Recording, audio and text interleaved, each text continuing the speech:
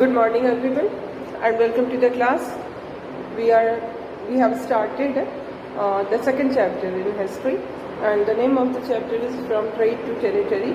And we have discussed about it that after the death of Aurangzeb, there was absence of any strong Mughal ruler in India, and that is the reason that the central command was lacking in India, and we see that so many subedars and jamindars started to assert their power, and many regional kingdoms were emerged at that time after the death of Aurangzeb in the year 1707. And in this process we see a new power emerge in the horizon of Indian politics, and that is the British power. The British came in India in the year 1600. We see that in the year 1600, the East India Company acquired a charter from Elizabeth I, and Elizabeth I granted this East India Company the sole right to trade with the East.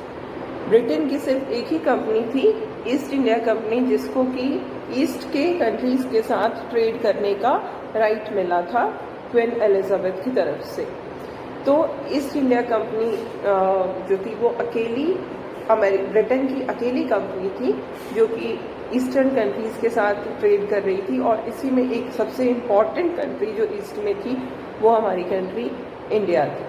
कोई भी किसी भी other company जो England की company थी वो India के साथ ट्रेड या इंडिया या अदर ईस्टर्न कंट्रीज के साथ ट्रेड नहीं कर सकती थी। It was only the east India company which can trade with the countries of the east. तो इससे क्या हुआ, उसको इंग्लैंड में उसको कंपटीशन नहीं फेस करना था। दिस जो ईस्ट इंडिया कंपनी थी उसको जो कुछ भी कंपटीशन फेस करना पड़ता वो ब्रिटेन में किसी भी कंपनी के साथ नहीं कंपटीशन थी उसकी, ठीक है। और इस चार्टर के साथ हम ये देखते हैं कि कंपनी जो है वो ओशंस के थ्रू, ओशन के रास्ते से इंडिया आती है। You can see it is given in your book, है ना, आपकी बुक में ये दिया है कि अगर आप वर्ल्ड मैप को विजुअलाइज करेंगे जो कि बुक में दिया हुआ है, उसको देखने से आपको आइडिया लगेगा कि जो यूके है, ब्रिटेन जो है वो अफ्रीका के नीचे से होते हुए कहाँ आता है, इंडिया, ठीक है। पूरा सी रूट, सी से पूरा चारों तरफ से अफ्रीका के नीचे से गुजरते हुए तब जाकर के इंडिया वो पहुंचते थे, और इस तरह से इंडिया के साथ ट्रेडिंग जो है वो शुरू हुई। And as I told you, trading का मतलब यही होता है, ट्रेडर्स का मतलब यही होता है कि जहाँ पर जो चीज़ प्रोड्यूस होती है वहाँ पर वो कंपैरेटिवली चीपर मिलती है, तो वहाँ पर उसने उस चीज़ को खरीद के उस जगह पर सेल करना जहाँ पर वो कॉस्टली मिल रही होती है, ठीक है। तो इस तरह से हम क्या देखते हैं कि ईस्ट इंडिया कंपनी नए अपॉर्चुनिटीज़ देखती हुई सी रूट से यहाँ पहुँचती है इंडिया में। और कंपनी को सबसे बड़ा एडवांटेज ये था कि उसको किसी भी तरह का कंपटीशन नहीं था इंग्लिश ट्रेडिंग कंपनी से। कोई भी अदर इंग्लिश ट्रेडिंग कंपनी जो थी वो थी ही नहीं उसके साथ compete करने के, क्योंकि किसी को भी राइट मिला ही नहीं था कि वो ट्रेड कर सके ईस्ट के कंट्रीज़ के साथ, तो ये अकेली थी। और यहाँ पर हम क्या देखते हैं कि उस समय जो मर्केंटाइल ट्रेडिंग कंपनीज थी, मर्केंटाइल ट्रेडिंग कंपनीज का वो होता है का मतलब होता है कि वो कंपनीज जो कि प्रॉफिट कर रही है प्राइमरली थ्रू ट्रेड, मतलब गुड्स खरीद के चीप में और उसको सेल करना हायर प्राइस पे, इसी को हम कहते हैं मर्केंटाइल ट्रेडिंग कंपनीज। मर्केंटाइल का यही मतलब होता है,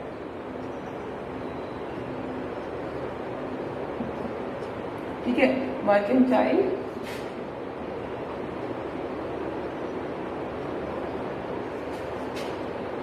ट्रेडिंग कंपनीज। तो इनका ये काम होता है कि चीपर रेट पे खरीद के हायर रेट पे सेल करना, और जो जो डिफरेंस होता है कॉस्ट का, दैट इज देयर प्रॉफिट। ठीक है, तो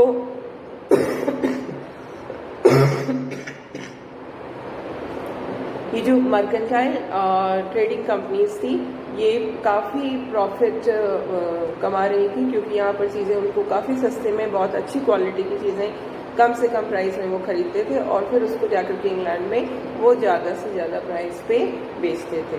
तो इस तरह से ईस्ट इंडिया कंपनी बहुत ही प्रॉफिटेबल कंडीशन में थी। लेकिन यहाँ पर एक प्रॉब्लम आई। एक प्रॉब्लम ये आई कि जो ब्रिटिश क्वीन थी एलिजाबेथ वाली, उन्होंने ईस्ट इंडिया कंपनी को तो सोल राइट दिया कि उसको ही सिर्फ वही ईस्ट के कंट्रीज़ के साथ ट्रेडिंग कर सकती है, लेकिन जो यूरोप के अदर कंट्रीज़ थे वहाँ से तो आ ही रहे थे कंपनीज।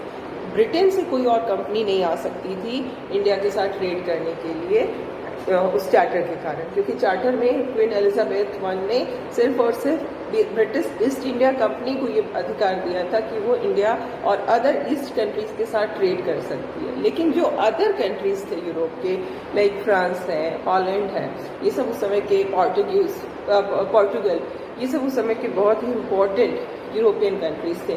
तो इन यूरोपियन कंट्रीज को ये राइट था कि वो ईस्ट की कंट्रीज के साथ ट्रेड करें। तो हम क्या देखते हैं कि जो ईस्ट इंडिया कंपनी थी उसको अदर यूरोपियन पावर्स के साथ उसको कंपटीशन जो है वो फेस करना पड़ता है। ठीक है, और जो इंग्लिश शिप, पहली शिप जो इंडिया में आती है वो वेस्ट कोस्ट ऑफ अफ्रीका से होते हुए केप ऑफ गुड होप होते हुए इंडियन ओशन को क्रॉस करती है और तब यहाँ पर पहुँचती है। लेकिन जब ईस्ट इंडिया कंपनी की शिप यहाँ पहुँचती है इंडिया, उसके पहले ही जो पोर्टुगीज थे वो अपनी प्रेजेंस जो है वो इंडिया के वेस्टर्न कोस्ट पे बना चुके थे। कैसे? क्योंकि हम जानते हैं कि वास्को डिगामा ने ही सबसे पहले सी रूट खोजा था, और Vasco da Gama he was a Portugal, है ना। तो वास्को डिगामा के साथ साथ जो पोर्टुगीज थे वो यहाँ पर पहले से ही आ चुके थे। जब तक ये पहुँचते, British east India company India में पहुँचती, उसके पहले पोर्टुगीज जो थे वो इंडिया के वेस्टर्न कोस्ट पे वो पहुँच चुके थे। इंडिया के वेस्टर्न कोस्ट पे, ये हमारा वेस्ट कोस्ट है ना, इस कोस्ट पे वो पहले ही पहुँच चुके थे। और जैसे कि हमने देखा कि किस तरह से पूरी अफ्रीका के नीचे से होते हुए सी रूट से ईस्ट इंडिया कंपनी की जो शिप है वो इंडिया में आई, है ना। तो सबसे पहले अगर हम कहें कि कौन सी यूरोपियन पावर इंडिया में आई, तो first European power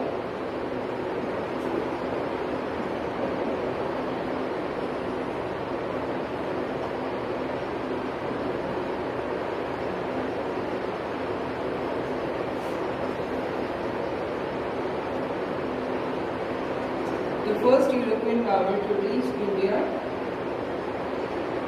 was Portugal.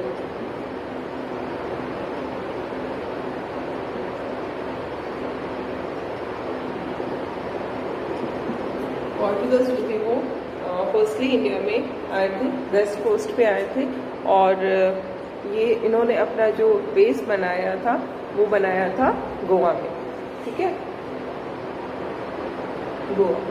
Goa में आज भी वास्को नाम का जगह है, उसी वास्को डिगामा के नाम पे, जो वास्को डिगामा ने जो सी रूट खोजा और इंडिया में पहला यूरोपियन जो थे वो आए थे, वास्को डिगामा ही थे, तो उन्हीं के नाम पे गोवा में प्लेस है वास्को।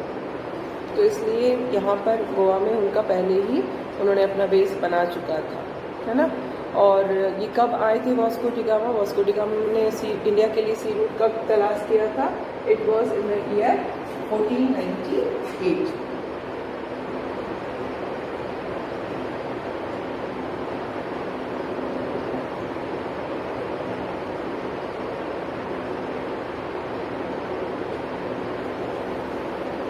वास्को डिगामा, ठीक है। तो इस तरह से हम देखते हैं कि 1498 में ही वो आ चुके थे, और ईस्ट इंडिया कंपनी को जो चार्टर से जो सोल राइट मिला ईस्ट के साथ ट्रेड करने का, वो 1600 में मिला। तो उनके आने के पहले ये पहुंच चुके थे। और न सिर्फ पोर्टुगीज बल्कि हम देखते हैं कि जो अर्ली 17th सेंचुरी थी उसमें डच भी जो थे वो ट्रेड की पॉसिबिलिटीज़ को तराशते हुए इंडियन ओशन के थ्रू इंडिया पहुंच चुके थे। और डच के अलावा फ्रेंच भी यहाँ पर आ चुके थे। तो जो यूरोपियन पावर इंडिया में आए वो कौन कौन से थे? पोर्टुगल थे,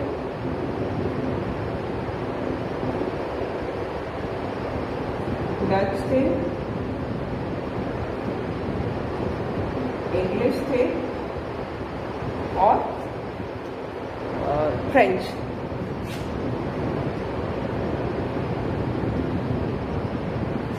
ठीक है, ये चार पावर जो है वो इंडिया के साथ ट्रेड कर रहे थे, इंडिया में आकर के ट्रेड कर रहे थे। और ये चारों यूरोप के ही पावर है। और पोर्टुगल अगर हम देखें तो पोर्टुगीज आज भी एक बहुत ही छोटी सी कंट्री है, छोटी सी तो हाँ छोटी ही कंट्री है, यूरोप की कंट्री है। फिर डच जो है वो हॉलैंड के लोगों को ही हम डच कहते हैं। The name of the country is Holland and the people are called Dutch. English Britain के लोग हुए और फ्रेंच फ्रांस के लोग हुए। तो इस तरह से ये सारे जो थे वो इंडिया में अपनी ट्रेडिंग जो है वो स्टार्ट कर चुके थे। और यहाँ पर हम क्या देखते हैं कि अब ये चार कंट्री के जो कंपनीज हैं वो इंडिया में ट्रेडिंग कर रही है। अब जब जब ये चार कंट्री की जो कंपनीज हैं वो इंडिया में पहुँच चुकी है, तो अब ऐसे कंडीशन में ये चारों जो कंपनी है, चारों कंट्री की जो कंपनीज हैं वो चारों एक ही चीज़ खरीदना चाह रही है। They want to purchase the same thing. अब चारों चीज़ें अगर चारों कंपनी अगर एक ही सामान खरीदना चाह रही है तो इसका क्या इम्पैक्ट होगा? सबसे पहले तो हम ये देखेंगे कि वो कौन सी चीज़ थी जिसको कि ये चारों कंट्री की कंपनीज खरीदना चाह रही थी। वो सबसे इम्पॉर्टेंट चीज़ थी fine quality of cotton and silk.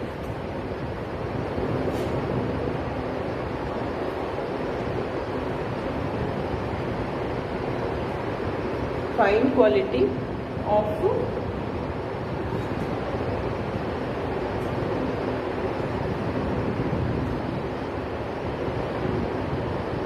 Cotton and silk. ठीक है, तो जो इंडिया में प्रोड्यूस होती थी सिल्क की जो फैब्रिक थी, कॉटन की जो फैब्रिक थी, वो बहुत ही अच्छी क्वालिटी की थी, उसकी बहुत ज़्यादा डिमांड थी। ठीक है, ये चारों कंट्री के जो कंपनीज थे वो यहाँ पर प्रोड्यूस होने वाले सिल्क और कॉटन फैब्रिक्स को परचेज करते थे और फिर वहाँ ले जा करके बेचते थे अपने अपने कंट्रीज़ में। और इसके अलावे और भी जो चीज़ थी जिसकी बहुत ज़्यादा डिमांड थी वो थे स्पाइसेस। अब स्पाइसेस में कौन से स्पाइसेस? लाइक पेपर है ना, पेपर का बहुत ज़्यादा डिमांड था। उसके अलावा क्लोव्स, कार्डामम, सिन्नामोम,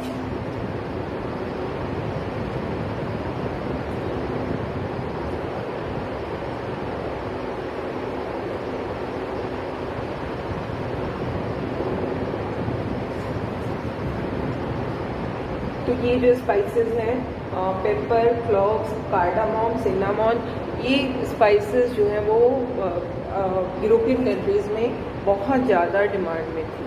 ठीक है, तो यही दो चीज़ें थी जिनका ट्रेडिंग हो रहा था सबसे ज़्यादा। जो जिन चीज़ों के लिए कि जो ट्रेडिंग कंपनीज इंडिया में ट्रेडिंग कर रही थी वो यही थी। एक तो फैब्रिक हो गया, कॉटन और सिल्क के फैब्रिक्स हो गए, और दूसरा स्पाइसेस हो गए। अब हम क्या देखते हैं कि यही दो चीज़ें खरीदनी है।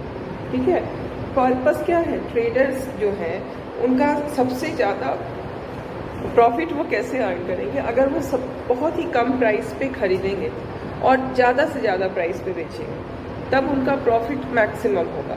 तो इस प्रॉफिट को मैक्सिमम करने के लिए उनको सबसे पहला काम तो ये करना था कि वो चीपेस्ट प्राइस पे चीज़ों को खरीदें। ठीक है, अब चीपेस्ट प्राइस पे चीज़ों को खरीदने के लिए सबसे इम्पॉर्टेंट क्या होगा कि जो सेलर है उस पर प्रेशर बनाना। सेलर को, अगर सेलर बहुत ही मजबूरी वाले कंडीशन में होगा, हेल्पलेस कंडीशन में होगा, तो वो उसको लोअर प्राइस पे बेचेगा। लेकिन अगर सेलर जो है वो अच्छे कंडीशन में होगा, अथॉरिटी वाले कंडीशन में होगा, जहाँ से वो प्राइसेस फिक्स करने की कंडीशन में होगा, तो फिर चीज़ों की प्राइस कम नहीं होगी। अब यहाँ पर क्या हो रहा है, सामान बेचने वाले, जो फाइन क्वालिटी के कॉटन और सिल्क बेचने वाले, जो इंडिया के कारीगर हैं, सपोज करिए, वो उनके पास पोर्टुगल की कंपनी के भी लोग जा रहे हैं, डच कंपनी के लोग जा रहे हैं, इंग्लिश कंपनी के लोग जा रहे हैं, फ्रेंच कंपनी के लोग जा रहे हैं in order to purchase their products. अब क्या होगा, जब इतने सारे 4-4 लोग आएंगे उसके पास चीज़ों को खरीदने के लिए, तो ऑब्वियसली वो अपने प्राइस को बढ़ाएगा, है ना, क्योंकि उसको इस बात की डर नहीं है कि कोई उसका सामान नहीं खरीदेगा, क्योंकि वो जान रहा है उसके सामने 4 परचेजर जो है वो मौजूद है, तो कोई ना कोई तो खरीद ही लेगा, तो वो अपने प्राइस को इंक्रीज करेगा, है ना, प्राइस को इंक्रीज करेगा ताकि उसको प्रॉफिट ज़्यादा मिले, ज़्यादा पैसे में वो बेचे सामान को, तो उसे फ़ायदा हो। लेकिन इस कंडीशन में क्या हो रहा था, जो यूरोपियन कंपनीज थी उनके लिए ये एक बहुत बड़ी प्रॉब्लम बन गई थी, क्योंकि जब 4 जने जा रहे हैं खरीदने के लिए, तो इन चीज़ों की प्राइस जो है वो बढ़ जा रही है, उसके प्राइस को वो नीचे नहीं ला पा रहे थे, बार्गेन नहीं कर पा रहे थे।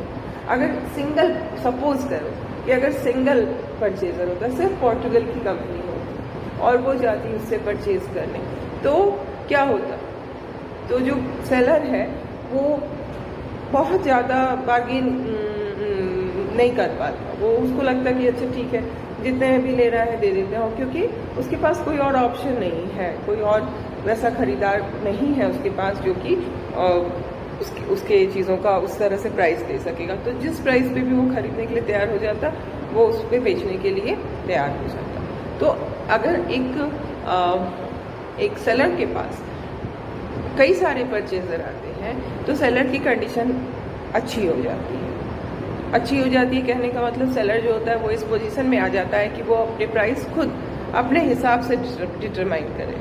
अगर एक सेलर के पास एक सिंगल ही परचेजर है और कोई परचेजर आ ही नहीं रहा है, तो फिर ऐसे में परचेजर जो होता है उसकी कंडीशन जो है वो स्ट्रांग हो जाती है, क्योंकि वो जितना भी नीचा प्राइस देना चाहेगा उतने नीचे प्राइस पे वो चीज़ों को खरीदेगा और उसको बेचना पड़ेगा, क्योंकि उसके पास कोई और ऑप्शन नहीं है। तो यहाँ पर यही प्रॉब्लम आ रही थी, जब हम देख रहे हैं कि जो इंग्लिश कंपनी थी, ब्रिटिश कंपनी जो थी, ईस्ट इंडिया कंपनी को तो अकेला अधिकार मिला था ईस्ट की कंट्री के साथ ट्रेड करने का, लेकिन जो अदर यूरोपियन कंट्रीज़ की जो कंपनी थी वो तो बाजार में मौजूद थी। तो अब ये कंपटीशन यहाँ पर चल पड़ता है, इन चारों के बीच में कंपटीशन। इन चारों इस बात के लिए आपस में बहुत ज़्यादा इनकी राइवलरी हो जाती है, बहुत ज़्यादा कंपटीशन हो जाता है कि कैसे वो एक दूसरे को एलिमिनेट करें, कैसे हम अकेले रह जाएं इस मार्केट में। जो ये हर कोई ऐसे ही सोच रहा है। पोर्टुगल सोच रहा है कि डच, इंग्लिश और फ्रेंच न रहे, डच सोच रहा है कि पोर्टुगल, इंग्लिश और फ्रेंच न रहे, इंग्लिश सोच रहा है कि पोर्टुगल, डच और फ्रेंच न रहे, फ्रेंच सोच रहा है कि पोर्टुगल, डच और इंग्लिश न रहे। तो हर कोई अकेला रहना चाह रहा है। तो इस तरह की ये राइवलरी वाली कंडीशन, कॉम्पिटिशन वाली जो कंडीशन है वो एग्जिस्ट करती है, ठीक है। और यहाँ पे हम ये देखते हैं कि हर कोई यही चाह रहा है कि जो ये प्रोडक्ट्स हैं, जो इंडियन मार्केट है, उस पर उनका कमांड हो जाए, वो उसको कंट्रोल कर सके। और इसलिए हम देखते हैं कि ट्रेडिंग कंपनीज के बीच में बैटल्स भी होते हैं, ठीक है, इनके बीच में आपसी बैटल्स भी होते हैं इसी पर्पज से। और पूरी 17th और 18th सेंचुरी हम देखते हैं कि ये एक दूसरे के शिप को डुबो देते थे राइवलरी में, सामान से लदा हुआ शिप को डुबो देते थे। तो इस तरह से लॉस करवा के उनको भगाना चाहते थे कि ताकि वो यहाँ से छोड़ करके हट जाए और हम यहाँ के मार्केट पे हमारा अकेला अधिकार हो जाए, मोनोपोली हो जाए, ठीक है। तो कई बार वो एक दूसरे की शिप को डुबा देते थे, उनके रूट्स को ब्लॉक कर देते थे। जब वो जा रहे होते हैं तो उनको जाने से रोक दिया जाता था। रूट्स को ब्लॉक कर दिया जाता था और कई बार उनके साथ कई तरह के इंसिडेंट्स करवा करके उनके गुड्स को भी बर्बाद कर दिया जाता था। तो इस तरह से हम देखते हैं कि काफ़ी राइवलरी थी और ऐसा भी हुआ कि जब ट्रेड किया जाता था तो वो आर्म्स के साथ ट्रेड किया जाता था। ट्रेडिंग पोस्ट भी बनाए जाते थे, फोर्टिफिकेशन किया जाने लगा क्योंकि उनको एक दूसरे से डर था। ब्रिटिश और इसमें सबसे ज़्यादा जो राइवलरी थी वो ब्रिटिश और फ्रेंच के बीच में, ये दोनों ही सबसे ज़्यादा आपस में राइवलरी थी। तो जहाँ पर से ट्रेडिंग होनी है, ठीक है, जहाँ पर से चीज़ों को समुद्र में भेजा जा रहा है और ट्रेडिंग हो रही है, उसको हम ट्रेडिंग पोस्ट कहते हैं। वहीं से ट्रेडिंग हो रही है तो वहाँ पर अब उस ट्रेडिंग पोस्ट अपने ट्रेडिंग पोस्ट को उनको प्रोटेक्ट करना बहुत इम्पॉर्टेंट था क्योंकि राइवलरी बहुत बढ़ गई थी, कंपटीशन बहुत बढ़ गया था। तो अपने ट्रेडिंग पोस्ट को प्रोटेक्ट करने के लिए उन्होंने फोर्टिफिकेशन तक स्टार्ट कर दिया। फोर्टिफिकेशन मतलब उसके चारों तरफ किलाबंदी कर देना ताकि कोई हम पर अटैक ना कर सके, ठीक है।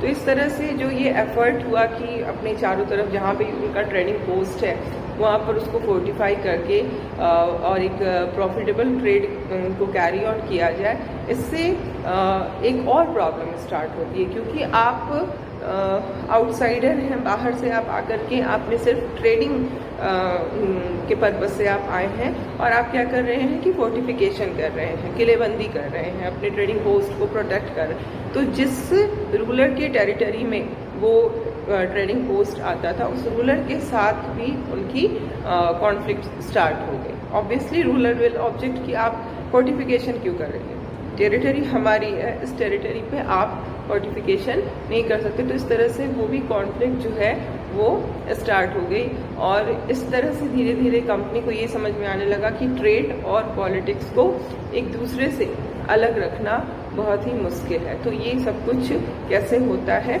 इसको हम अभी डिस्कस करेंगे।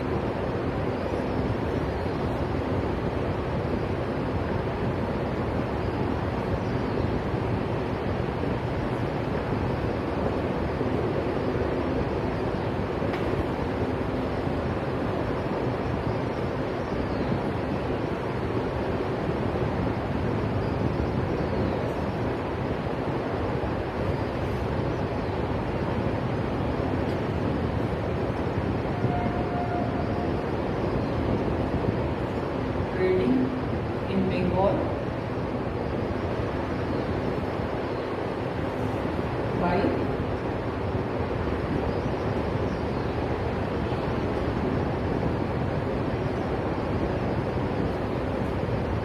by East India Company.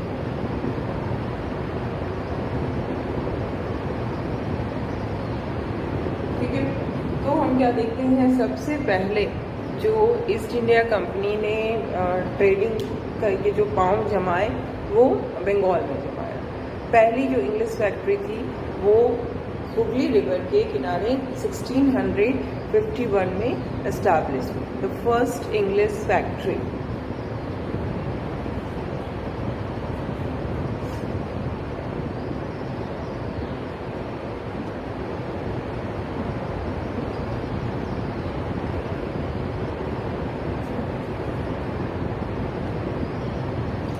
First English factory 1651 में on the bank of river Hooghly.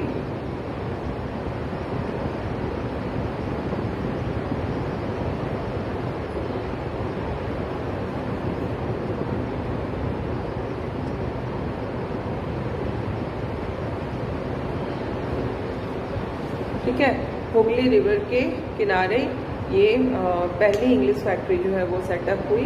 And हम क्या देखते हैं कि ये जो फैक्ट्री था ये बेस था और इस बेस से ही जो कंपनी के ट्रेडर्स थे, ठीक है, कंपनी के ट्रेडर्स जो थे वो यहाँ से ही काम करते थे। This factory was provided a base from where the traders of the company operated. और ये जो ट्रेडर्स ऑफ कंपनी थे इनको क्या कहा जाता था, दे were called factors.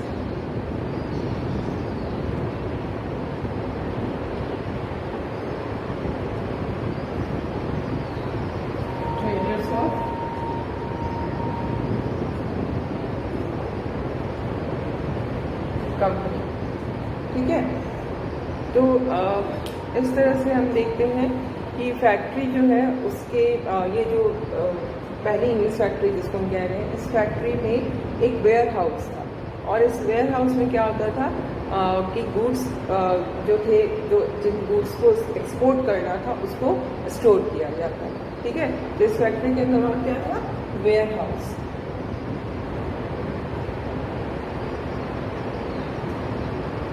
Ware house में क्या होता था, वेयर हाउस जो होते थे वहाँ पे उन सामानों को रखा जाता था, स्टोर किया जाता था जिनको एक्सपोर्ट करना।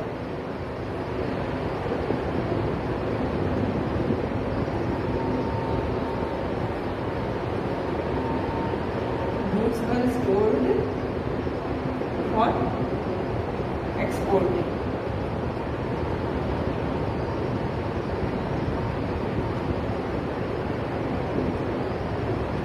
एक्सपोर्टिंग के पर्पज से गुड्स को स्टोर किया गया वेयर हाउस में, जो भी प्रोक्योर करना सामानों को और फिर उसको वेयर हाउस में रखना और फिर वहाँ से उसको वो करना, एक्सपोर्ट करना।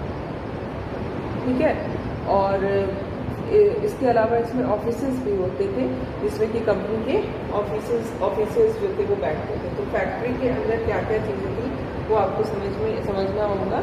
एक वेयर हाउस है जहाँ पर सामान को रखा जा रहा है जिसको भी एक्सपोर्ट करना है। उसके अलावा कंपनी की वो ऑफिस भी होती थी जिसमें कि जो ऑफिसेज थे वो बैठते थे। ठीक है, तो धीरे धीरे क्या हम देखते हैं कि ट्रेड जो है वो एक्सपैंड कर रहा था, उनका ट्रेड बढ़ता ही जा रहा था, एक्सपैंड करता जा रहा था। और कंपनी जो थी वो जब ट्रेड बहुत बढ़ने लगा तो कंपनी ने मर्चेंट्स और ट्रेडर्स को इस बात के लिए तैयार कर लिया कि वो फैक्ट्री के ही नज़दीक आकर के बस जाए। ठीक है, जैसे कि जो ट्रेडर्स हैं, जो मर्चेंट्स हैं, वो डायरेक्टली तो कंपनी नहीं बात करती थी। जो यहाँ पर प्रोड्यूसर्स थे, लाइक टेक्सटाइल के जो प्रोड्यूस करने वाले जो कारीगर होते हैं, जो वीवर्स होते हैं, वो सेल करते हैं सामान, तो उनसे कंपनी डायरेक्ट कांटेक्ट में नहीं होती थी, बल्कि ट्रेडर्स और मर्चेंट्स के थ्रू वो उनसे कांटेक्ट में होती थी। तो कंपनी का जब ये बढ़ता है, काफ़ी आगे बढ़ने लगता है, ट्रेड एक्सपैंड करने लगता है, तो कंपनी ने मर्चेंट्स और ट्रेडर्स को परसुएड कर लिया कि वो उनको इस बात के लिए मना ले कि वो फैक्ट्री के पास में ही सेटल हो जाए। ठीक है, और फिर हम देखते हैं क्या कि 1696 में इसने कंपनी ने क्या किया कि एक फोर्ट बनाना, जैसे कि एक तरह का एक सेटलमेंट बन गया। आपका इंग्लिश फैक्ट्री वहाँ पर है, वेयर हाउस है, ऑफिस है, फिर आपने मर्चेंट्स और ट्रेडर्स को भी वहीं पर आसपास में सेटल करवा लिया, तो एक सेटलमेंट आपका बन गया। अब 1696 में क्या किया कंपनी ने कि एक फोर्ट बनाना स्टार्ट कर दिया अराउंड द सेटलमेंट के चारों तरफ boundary wall for the purpose of safety, protection के लिए उसने उस सेटलमेंट के चारों ओर बाउंड्री बना दिया, जिसको हम फोर्टिफिकेशन कहते हैं, that is known as fortification. तो उसने उसके चारों तरफ वो फोर्ट बनाना शुरू कर दिया और उसके बाद 1696 में इसने स्टार्टेड फोर्टिफिकेशन। ठीक है,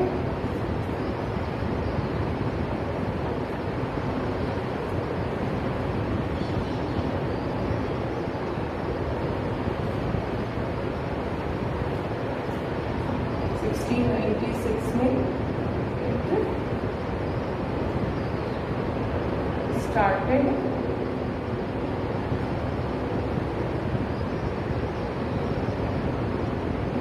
fortification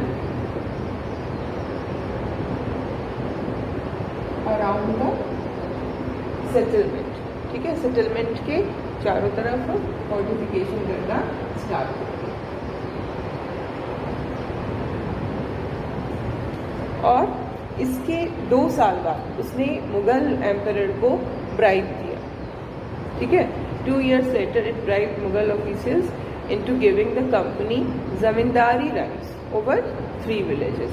3 villages पे जमींदारी राइट्स इसने ले लिया by giving the bribe to Mughal officers. हम लोग इसी के साथ कंटिन्यू करेंगे नेक्स्ट क्लास में।